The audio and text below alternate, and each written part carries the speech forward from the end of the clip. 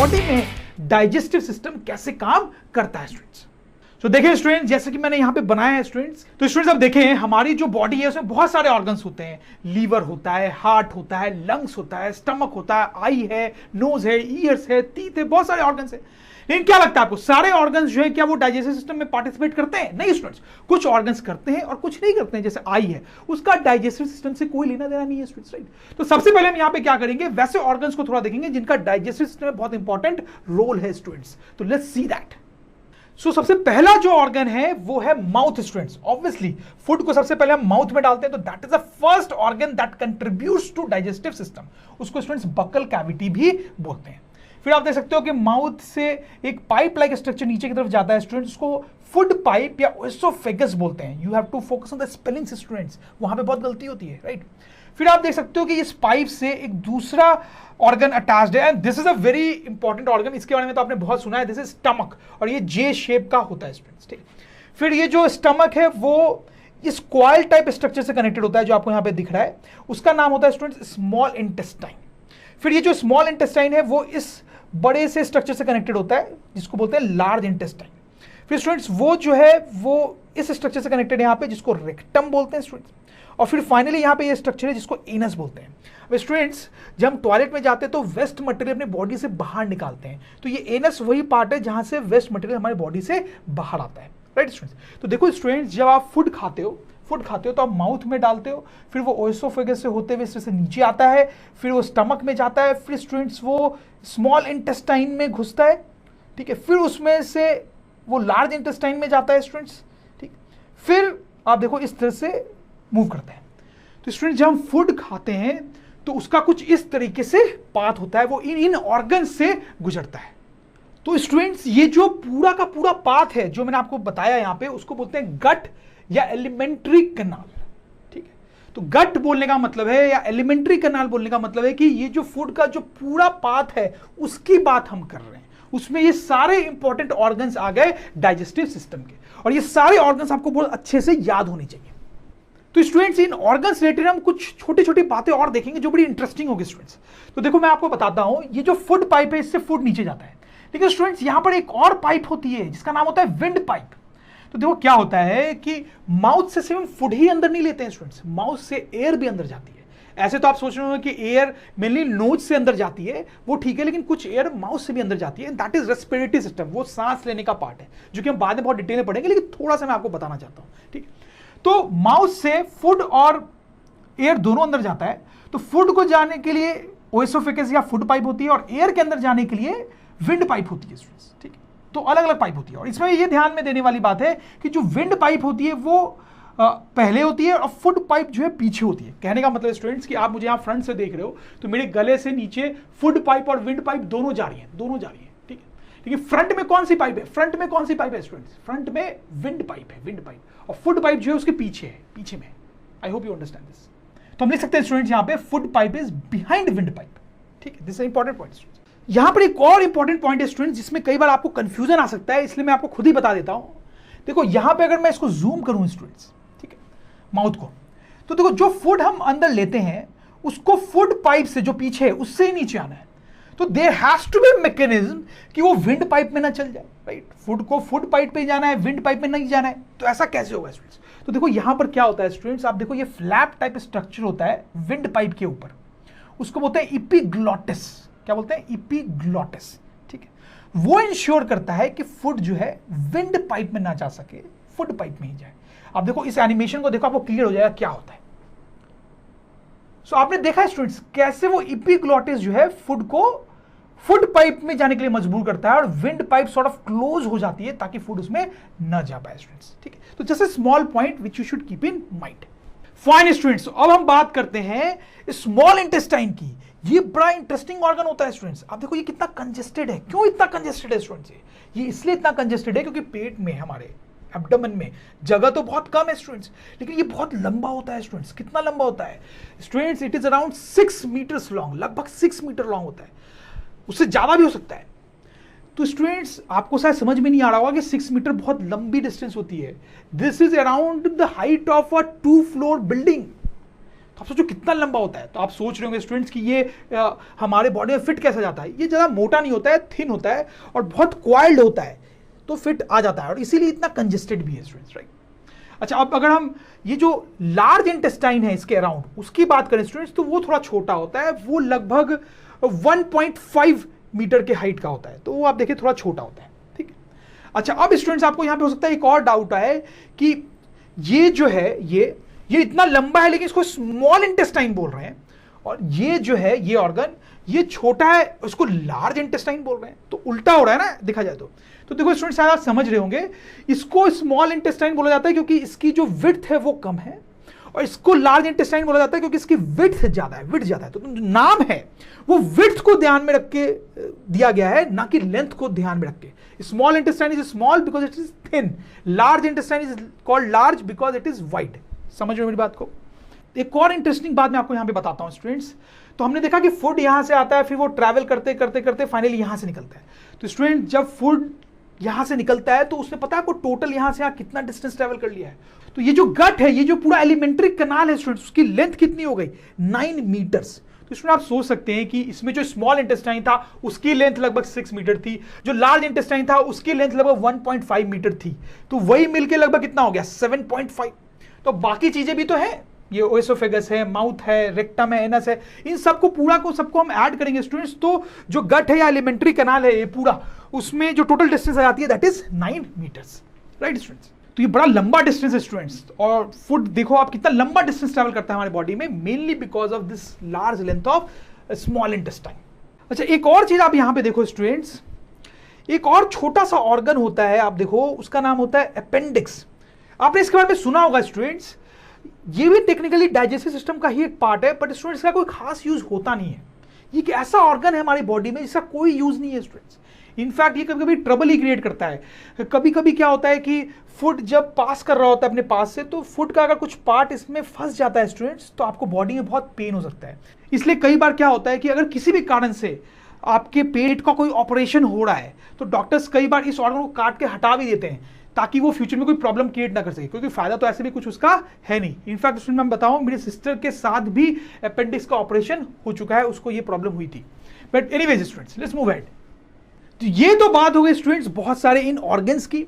अब कुछ और इंपॉर्टेंट चीजें हम यहां पे देखते हैं। पहला है स्टूडेंट्स पेरिस्टाल्टिक मूवमेंट। अब ये क्या है स्टूडेंट्स, ये क्या है? आप देखो, जो फूड हमने खाया वो इस फूड पाइप से होते हुए नीचे आता है। तो ये कैसे नीचे आता है इस पाइप से? That is what I want to tell you students.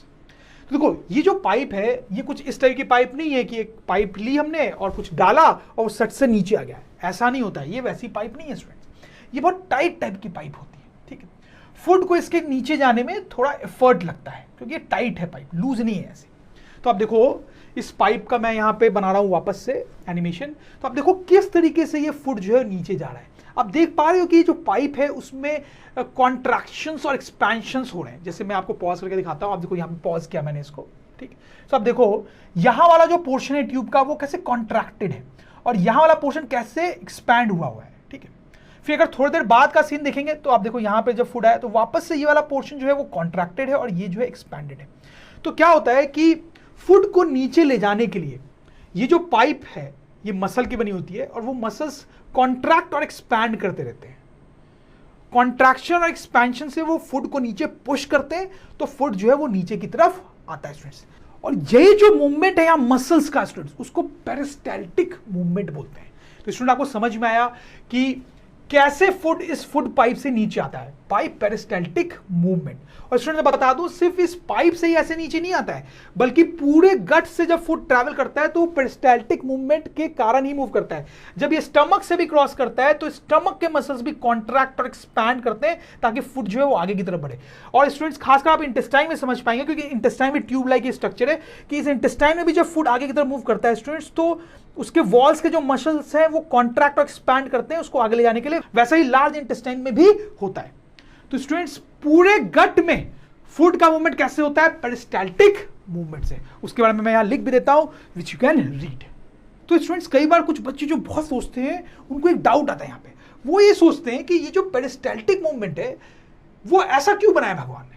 भगवान सिंपली ये काम भी तो कर सकता था ना कि ये जो पाइप है ओएसोफेगस उसको सिंपल से बना देता, हम कुछ भी खाते वो नीचे गिर जाता सीधे सीधे, राइट स्टूडेंट्स। लेकिन भगवान ने ऐसा क्यों नहीं किया? क्योंकि स्टूडेंट्स भगवान अगर ऐसा करते तो बड़ी प्रॉब्लम हो जाती। क्या प्रॉब्लम हो जाती स्टूडेंट्स? देखो आप हमेशा खड़े रहो ऐसा तो जरूरी नहीं है। सपोज करो आपने कुछ खाया और जस्ट खाने के बाद आप ऐसे लेट गए, ठीक, तो अगर ग्रेविटी से ही फूड को नीचे जाना होता तो फिर स्टूडेंट्स इस केस में जब आप लेटे हो तब तो फूड आगे जा ही नहीं पाता, विंड पाइप से नहीं जा पाता ना स्टूडेंट, तो फूड आगे जा ही नहीं पाता ओएसोफेगस से। तो अगर पेरिस्टाल्टिक मूवमेंट है स्टूडेंट तो आप सोच सकते हो कि आप जब लेटे हो तो भी वो पेरिस्टाल्टिक मूवमेंट होगा और फूड जो है वो आगे की जाएगा, फूड जो है वो ग्रेविटी पे डिपेंडेंट नहीं होगा। इनफैक्ट स्टूडेंट्स आप सोच के देखो, अगर आप उल्टे भी लटके हुए हो इस तरीके से और आप कुछ खाते हो तो उस केस में भी इस पेरिस्टाल्टिक मूवमेंट के कारण फूड जो है वो सही डायरेक्शन में जाने लगा student. That's why peristaltic movement is actually very important और भगवान ने बड़े सोच के इस मूवमेंट को बनाया हमारी बॉडी में। अब नेक्स्ट इंपॉर्टेंट चीज है स्फिंक्टर्स। अब ये क्या होते हैं स्टूडेंट्स? देखो मैं आपको समझाता हूं।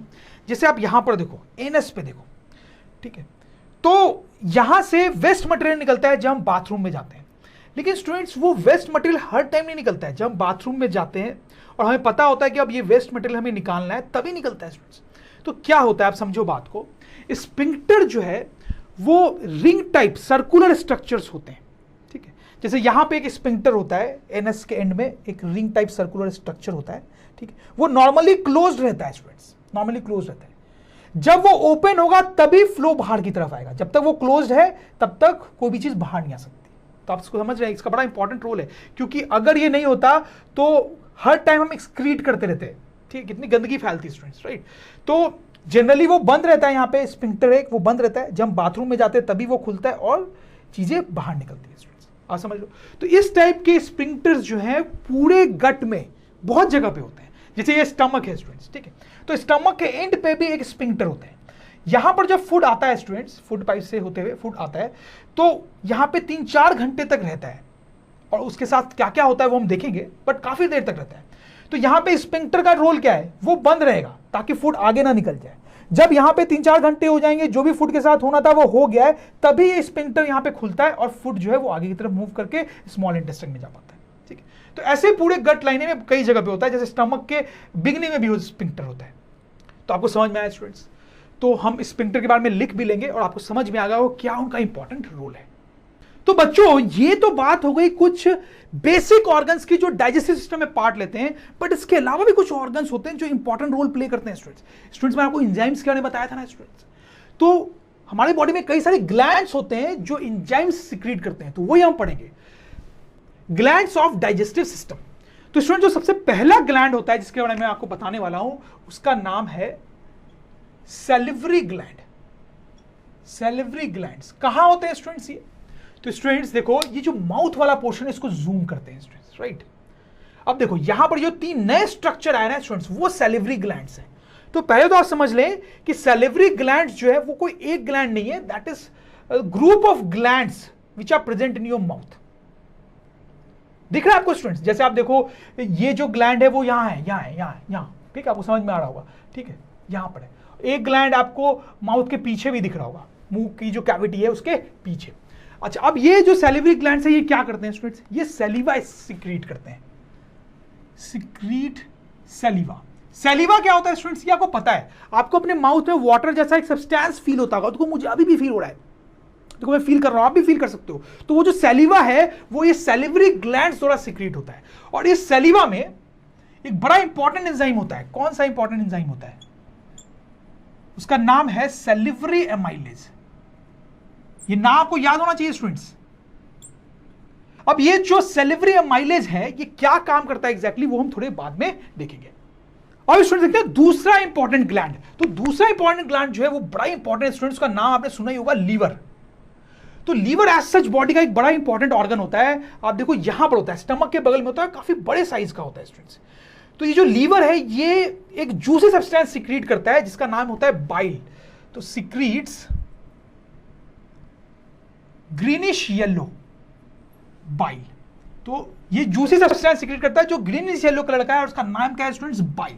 अब यहां पे इंपॉर्टेंट चीज ये है स्टूडेंट्स कि एक और ऑर्गन है यहां पे जो हम देखेंगे। अब देखो ये वाला ऑर्गन, इसको गैल ब्लैडर बोलते हैं। क्या बोलते हैं स्टूडेंट्स? गैल ब्लैडर।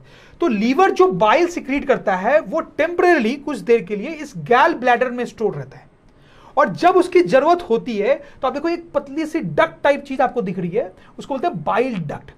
तो लीवर का जो बाइल है, जो लीवर ने सीक्रेट किया है, वो गैल ब्लैडर में स्टोर रहेगा। जब उसकी जरूरत है तो वो बाइल डक्ट से होता हुआ स्मॉल इंटेस्टाइन में चला जाता है स्टूडेंट्स। समझ में आ रही है बात? और ये भी ध्यान रखना है कि ये बाइल कहां जाता है स्टूडेंट्स? स्मॉल इंटेस्टाइन में। कुछ बच्चे कंफ्यूज हो जाते हैं, उनको लगता है कि स्टमक के बगल में है तो इसका जो सीक्रेशन है वो स्टमक में आता हुआ है। ऐसा नहीं है, राइट स्टूडेंट्स? देखो मैं इसको लिख भी देता हूं यहां पे। तो ये आपको लीवर समझ में आ गया स्टूडेंट, राइट? अब बात करते हैं स्टूडेंट्स तीसरे इंपॉर्टेंट ग्लैंड की, जिसका नाम है स्टूडेंट्स पैंक्रियाज। तो ये भी बड़ा इंपॉर्टेंट ग्लैंड होता है। ये कहां पे लोकेट होता है? आप देखिए यहां पर स्टूडेंट्स, आपको ठीक से दिखाई नहीं दे रहा होगा क्योंकि वो स्टमक के पीछे होता है, बिहाइंड स्टमक होता है, ठीक है? स्टमक के लोअर पार्ट में, उसके पीछे। अगर मैं इस पूरे मॉडल को घुमाऊं स्टूडेंट्स तो आप पीछे से देख पा रहे हैं स्टूडेंट्स, अब आपको पैंक्रियाज दिख रहा होगा स्टूडेंट्स, राइट? तो स्टमक के पीछे होता है, राइट? तो लिख लेंगे यहां पे बिहाइंड स्टमक। अब ये जो पैनक्रियाज स्टूडेंट्स, ये एक जूस सीक्रेट करता है, और जूस में 3 एंजाइम्स होते हैं स्टूडेंट्स। क्या नाम होते हैं उसके? Pancreatic amylase, trypsin, lipase. ये तीनों बड़े इंपॉर्टेंट एंजाइम्स हैं। ये क्या रोल होता है इनका, वो हम आगे जाके देखेंगे स्टूडेंट्स। और ये जो जूस है पैनक्रियाज का, वो भी कहां जाता है स्टूडेंट्स? वो भी स्मॉल इंटेस्टाइन में ही जाता है, स्टमक में नहीं जाता है, स्मॉल इंटेस्टाइन में जाता है। तो स्टूडेंट्स यहां पे मैंने आपको 3 बड़े इंपॉर्टेंट ऑर्गन्स के बारे में बताया जो कि डाइजेस्टिव सिस्टम में बड़ा इंपॉर्टेंट रोल प्ले करते हैं। सैलिवरी ग्लैंड्स, ये कहां पे होता है स्टूडेंट्स? माउथ में। लीवर, ये कहां है? स्टमक के बगल में। पैनक्रियाज, ये कहां पे है? स्टमक के पीछे, राइट स्टूडेंट्स? तो इसी के साथ स्टूडेंट्स हमने सारे ऑर्गन्स देख लिए जो डाइजेस्टिव सिस्टम में रोल प्ले करते हैं। तो एक छोटा सा एक्सरसाइज करना बनता है स्टूडेंट्स। तो आप देखें इस फोटोग्राफ को, देखें इसमें डिफरेंट ऑर्गन्स को नंबर किया गया है, राइट? तो मैं आपसे रिक्वेस्ट करूंगा कि आप वीडियो को पॉज करें और वो कौन कौन से ऑर्गन्स हैं उनको आइडेंटिफाई करें students. I am sure students आपने ऐसा किया होगा। अब मैं आपको आंसर बता देता हूं ताकि आप ना चेक कर सकें आंसर। तो स्टूडेंट्स अगर ड्रोन स्टडी के ये वीडियोस आपको अच्छे लग रहे हैं तो आप प्लीज इनको लाइक करें, सब्सक्राइब करें, कमेंट्स लिखें स्टूडेंट्स, अपने थॉट्स बताएं, हमारे साथ शेयर करें कि आप और क्या चाहते हैं। और इतना ही नहीं स्टूडेंट्स, सबसे इंपॉर्टेंट नीचे शेयर बटन पे क्लिक करें और अपने दोस्तों के साथ इन वीडियोस को व्हाट्सएप और फेसबुक पे शेयर करें स्टूडेंट्स, ताकि वो भी इन वीडियोस का फायदा उठा सकें स्टूडेंट्स, राइट?